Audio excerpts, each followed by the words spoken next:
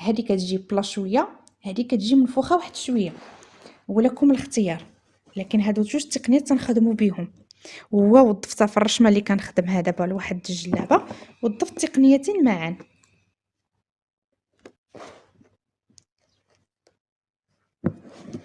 صافي انا كنستمر بنفس الطريقه، كنديروا التداخل مني كيدعي لينا الامر، لان خصنا نعرفوا واحد المساله. عندنا راه فاش غنوصل لهاد النقطه، خص هاد المساحه هي اللي غتبقى ليا باش نضرب هاد الشيء كامل. يعني راه خصني نكون ذكيه في الخدمه ديالي، يعني نقدر انني ندير الدفين. هانتو هنا غادي نديرو، ودائما كنديرو تحت من الخدمه. تجي شفتوه مزيان داك الحس. صافي انا غنواصل بنفس الطريقه، ما نطولش عليكم الفكره وصلت، وهي اللي كنطبقوا على طول الخدمه ديالي. وهاد التقنيات فايتين شايفين تقريبا طريقه الخدمه ديالهم، فكيبقى كيفاش كنوظفوا اشكال مختلفه. صافي انا غنواصل هكا. كما كتلاحظوا شوفوا الدفين كيفاش جا، عفوا الخطفه التقنيه ديال الدفين. شوفوا كيفاش جات هنا، كتجي باسي يعني ناعس شويه. الا لاحظتوا واحد المساله، ان الدقات اللي كيكون الخطفه هنا في الوسط راه ما كتكونش وحده لاصقه مع وحده. علاش؟ لان راه كنخدموا في وسط هاد الخدمه الاولانيه.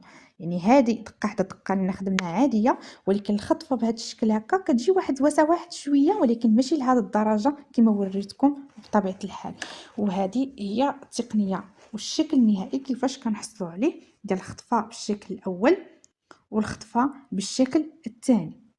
راه لاحظتوا هنا واحد الجبات ديال واحد النقاط ما يحسبكمش هذاك راهتو، وانما داك الغراز اللي مدفونين وجبده المرمى مزيان تيبدا التفجيج كيبان. لنا نحل المرمى غادي تتلاقاو وتجمع، وهادشي غتشوفوا ان شاء الله ملي تحلوا مرمتكم بحول الله. فهذه هو الخدمه ديالنا. نحاول نحلها تشوفوا، واخا هي ما كاملاش بالخدمه بطبيعه الحال، هنا وضحت لكم طريقه الخدمه فقط، ولكن نحاول انني نحل لكم تشوفوا كيفاش كتجي. شفتوا هانتو الخدمه اللي كتكون متقونه والخدمه اللي كتكون الحرير مجبوط مزيان، راه ما كيجيش هنا ملي كنحل المرمى ما كيجيو لا تكمشات لا والو. ها هذه كتجي شويه منفوخه بالطعه، وهذه كتجي رقيقه واحد شويه شيئا. وهذا هو الشكل اللي كنحصلوا عليه، وكنتمنى لكم التوفيق بحول الله تعالى. نزيد ناكد مره اخرى، راه هاد الخطفه اللي كنخدموها راه ما كتكونش ضربه لاصقه في ضربه، وانما راه كيكون واحد التباعد واحد شويه، راه ماشي بحال التقنيه ديال دفن الغرز. السلام عليكم، ونلتقاو ان شاء الله في الدرس القادم بحول الله. السلام عليكم ورحمه الله تعالى وبركاته.